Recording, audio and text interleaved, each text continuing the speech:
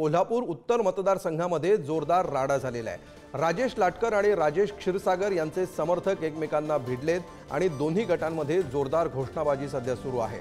लाटकर यांचं निवासस्थान असलेल्या सदर बाजार परिसरामध्ये दोन्ही समर्थकांकडून सध्या जोरदार घोषणाबाजी करण्यात येते आहे।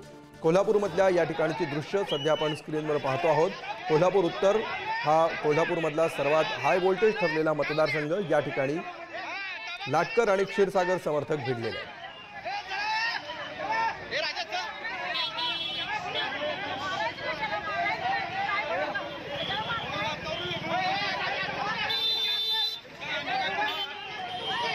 आधी माहिती घेऊया, आमचे कोल्हापूरचे प्रतिनिधी शेखर पाटील सध्या आपल्या सोबत आहे। शेखर, नेमकं काय घडलेलं आहे? म्हणजे मतदान तर वेळ संपून गेलेली आहे, नेमकं काय घडतंय, कधी ही घटना घडली आणि या क्षणी काय परिस्थिती आहे?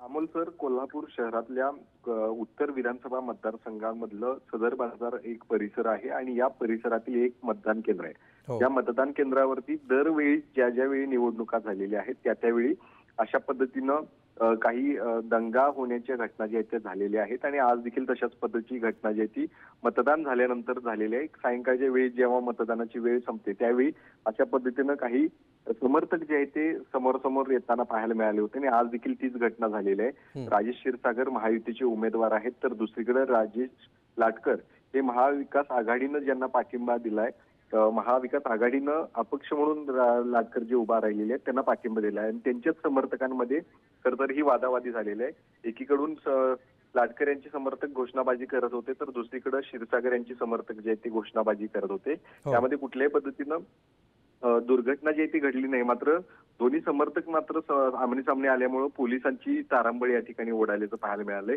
सकाळपासूनच काही घटना जे ते जिल्ह्यातल्या किरकोळ स्वरूपाच्या घडलेल्या आहेत, मात्र कुठलीही गालबोट लागण्याची घटना जी आहे ती सध्यापर्यंत तरी कोल्हापुरात घडलेली नाही। मात्र आज सायंकाळी एक मोठा जमाव जो आहे तो या निश्चितपणे लाटकरांचं निवासस्थान असलेल्या परिसरामध्ये गोंधळ झाल्याची घटना घडली।